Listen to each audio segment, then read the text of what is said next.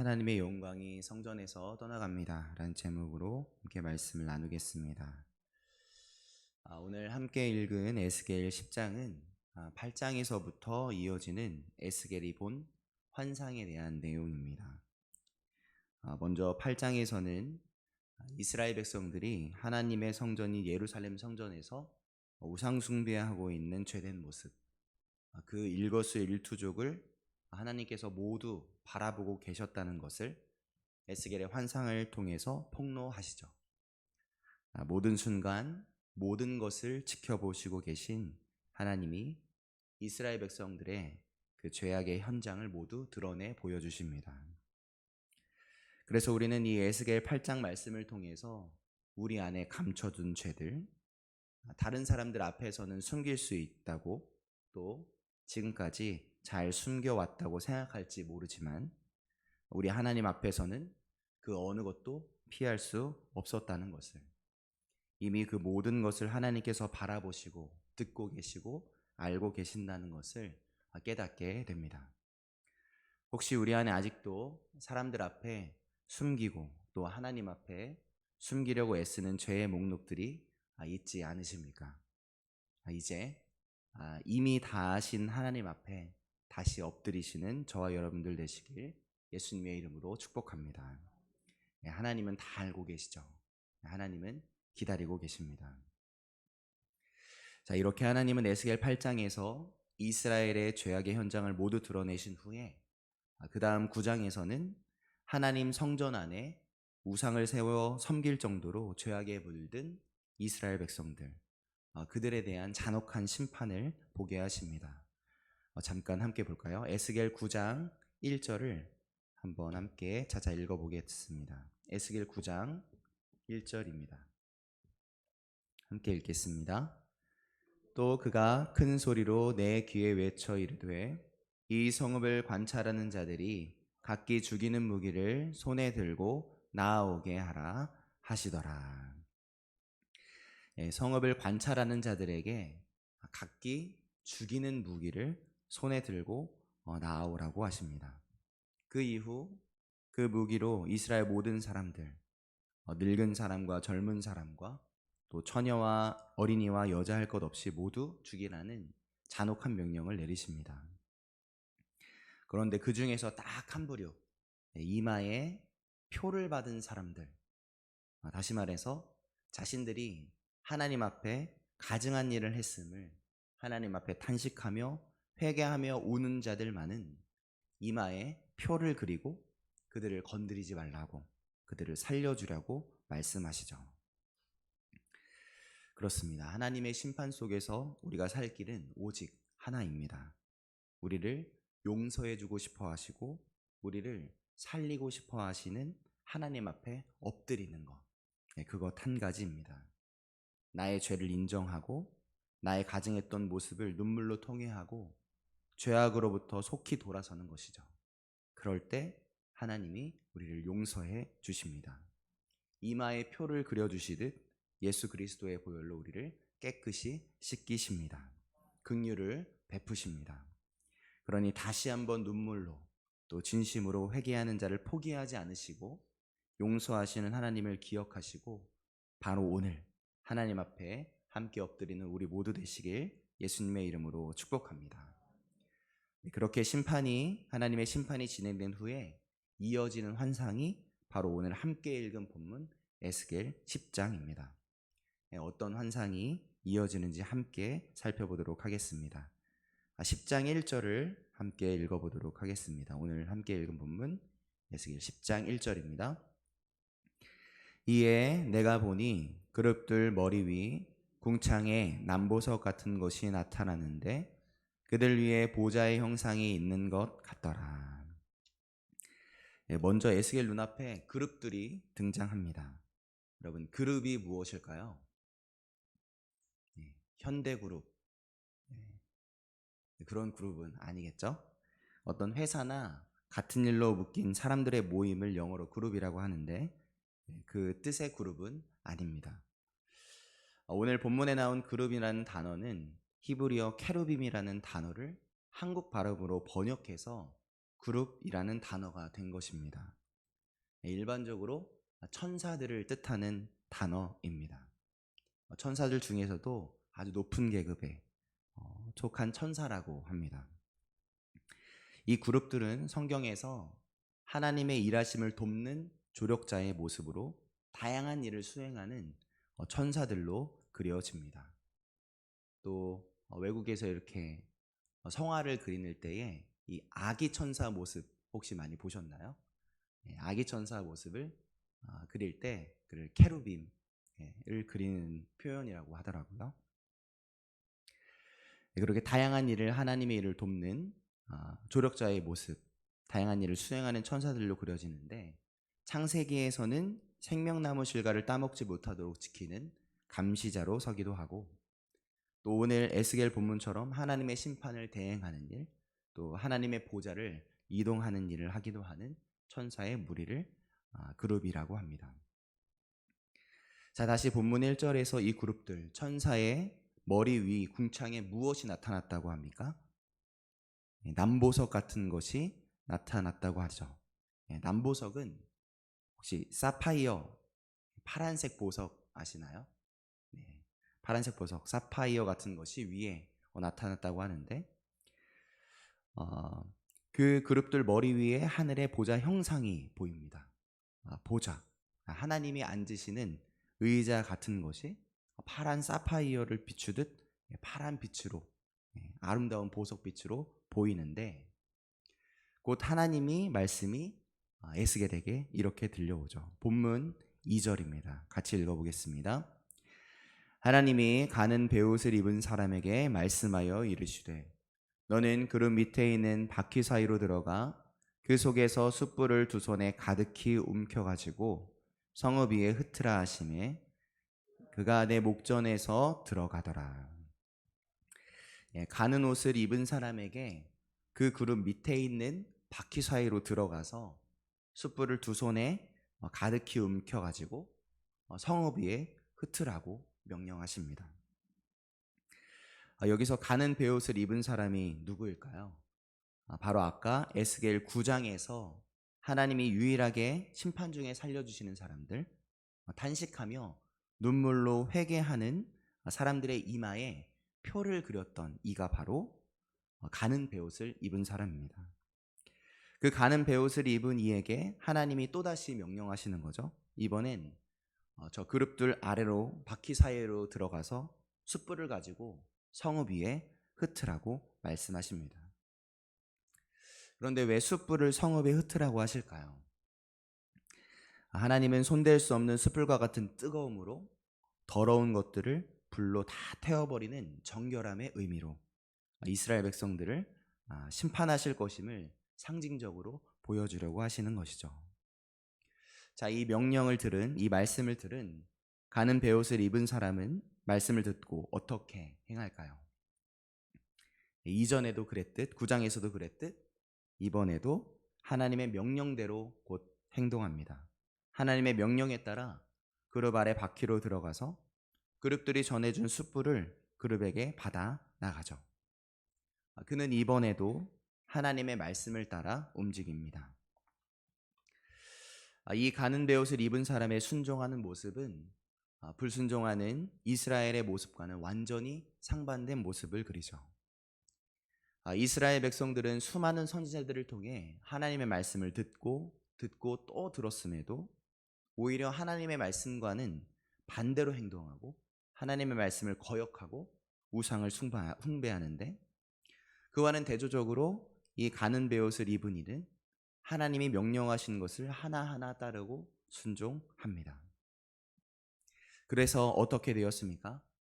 하나님의 말씀을 수없이 외면했던 이스라엘의 걸음은 하나님의 뜨거운 숯불과 같은 심판으로 이어졌고 하나님의 말씀에 순종하는 이 가는 베옷을 입은 이의 걸음은 하나님의 일하심의 통로로 하나님의 역사의 통로로 이어지게 되었죠.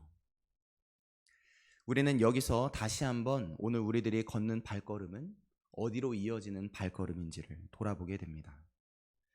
오늘 우리들의 걸음은 이들 중에 누구의 걸음을 닮아 있습니까? 이 시간 말씀 앞에 철저하게 점검해 보시길 바랍니다. 오늘 이 자리에 모인 우리의 걸음은 하나님의 말씀에 순종하여서 하나님의 역사의 통로로 나아가는 걸음이 되시길 예수님의 이름으로 축복합니다. 이제 이 가는 베옷을 입은 자가 그룹들에게 숯불을 받아가지고 가는 장면 그 뒤 에스겔 10장 9절부터 22절까지의 내용은 그 그룹들이 어떤 형체를 가지고 있었는지 또 그 그룹들이 어떻게 움직였는지를 자세히 설명해 주는 부분이 이어집니다. 그런데 그 구절 가운데 우리가 놓치지 말아야 할 부분이 있습니다. 먼저 15절인데요. 10장 15절을 같이 읽어보도록 하겠습니다. 10장 15절입니다. 그룹들이 올라가니 그들은 내가 그발 강가에서 보던 생물이라. 그룹들이 어떻게 한다고 하죠? 그룹들이 올라간다고 합니다. 아까 1절에 그룹들의 머리 위에 무엇이 있었다고 했습니까? 남보석, 사파이어 같은 것이 나타났는데 보좌의 형상이 있었다고 했었습니다. 다시 말해서 하나님의 임재를 상징하는 의자가 보였던 것이죠. 그런데 그 그룹들이 지금 위로 올라간다고 하는 겁니다. 또 오늘 본문 10장 18절 19절도 함께 읽어보겠습니다. 18절과 19절입니다. 함께 읽겠습니다. 여호와의 영광이 성전 문지방을 떠나서 그룹들 위에 머무르니 그룹들이 날개를 들고 내 눈앞에 땅에서 올라가는데 그들이 나갈 때에 바퀴도 그 곁에서 함께 하더라. 그들이 여호와의 전으로 들어가는 동문에 머물고 이스라엘 하나님의 영광이 그 위에 덮였더라.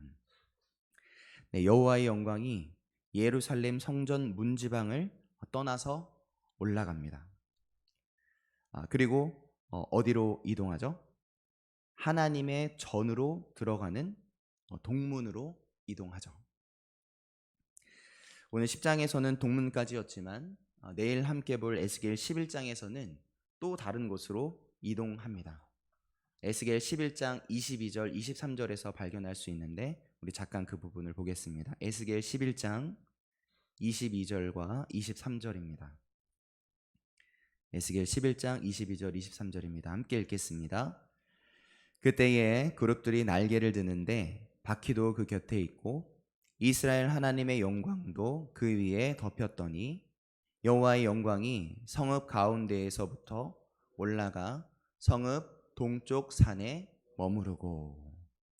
이번엔 어디로 이동합니까? 이번엔 성읍으로부터 올라와서 동쪽에 있는 산으로 이동합니다. 자, 아래 성전에서 떠나 위로 올라가고 성전 문지방을 떠나서 성전 들어가는 동문으로 가시고 이제는 그 성읍을 떠나 동쪽 산으로 가시죠.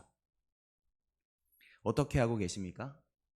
점점 예루살렘 성전과 멀어지고 있는 것을 보게 됩니다. 오늘 본문의 제목처럼 하나님의 영광이 성전에서 떠나가고 있음을 보게 되는 것이죠.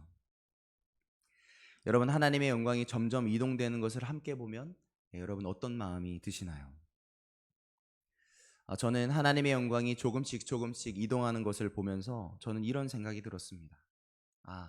하나님은 이스라엘 곁을 떠나가고 싶지 않으신 거구나 하는 생각이 들었습니다. 여러분, 우리가 정말 싫어하고 미워하는 사람과 함께 있어야 한다고 한번 생각해 보시길 바랍니다.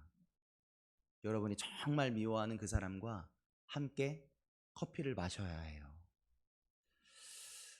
여러분, 생각만 해도 힘들지 않으십니까?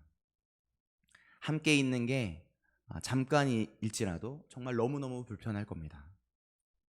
자, 우리가 그 사람과 함께 앉아 커피를 잘 참고 마셨습니다. 이제 그 사람과 헤어질 때가 왔어요.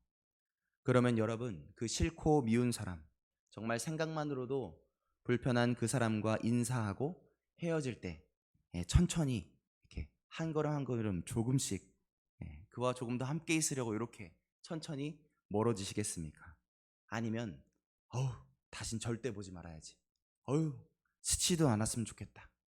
그리고 뒤도 안 돌아보고 100m 달리기 시합하듯이 뛰어가듯 그와 멀어지시겠습니까?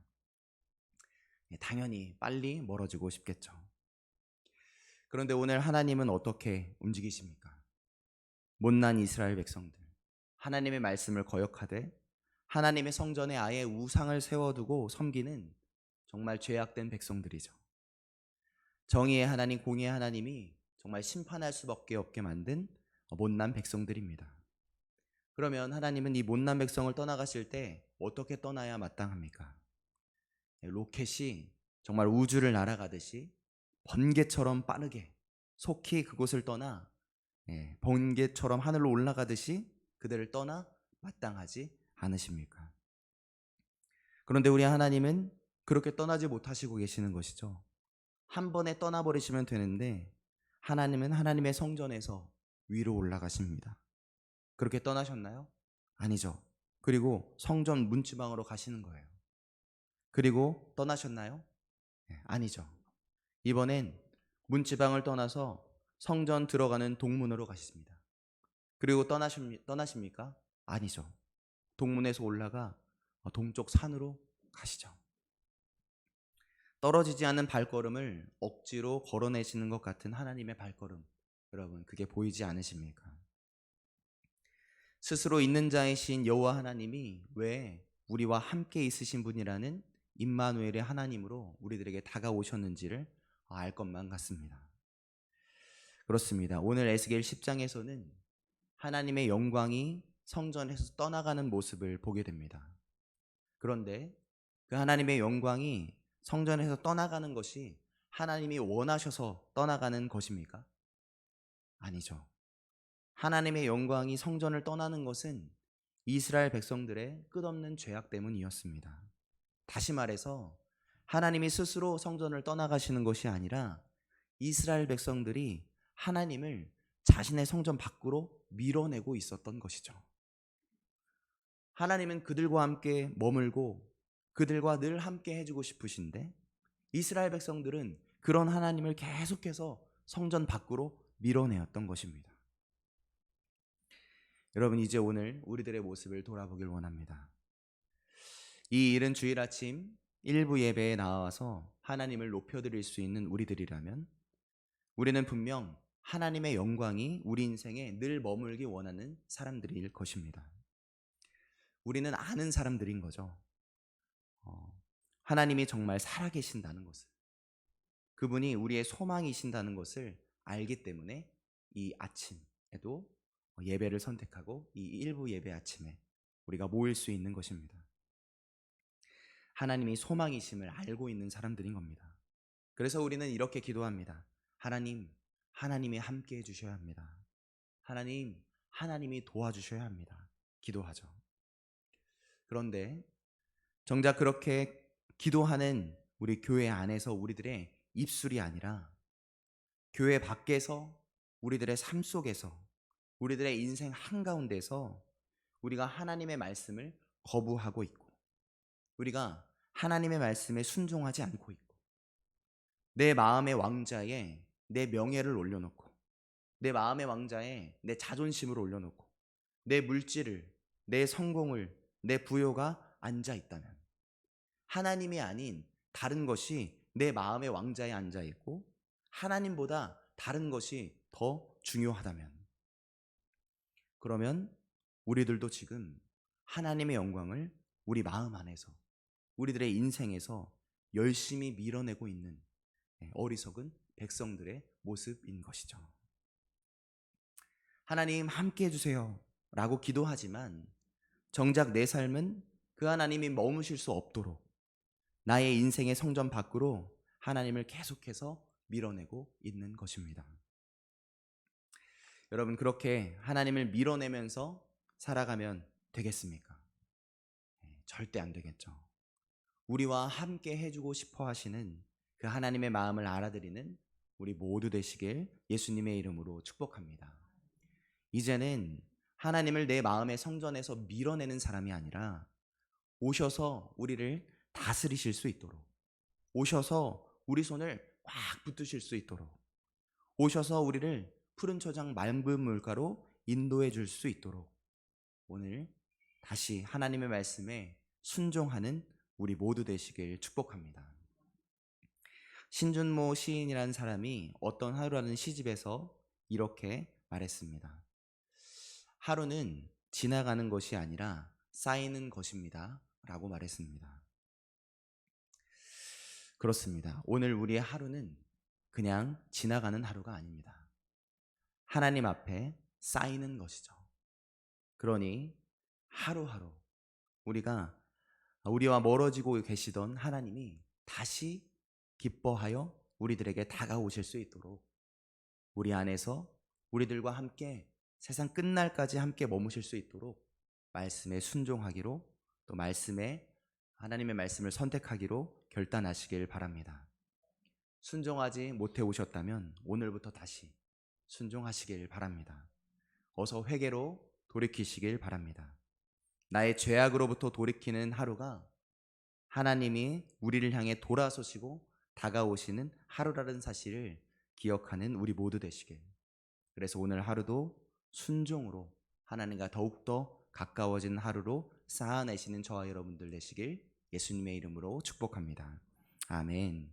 찬송가 274장 함께 고백하는 마음으로 찬양하고 싶습니다.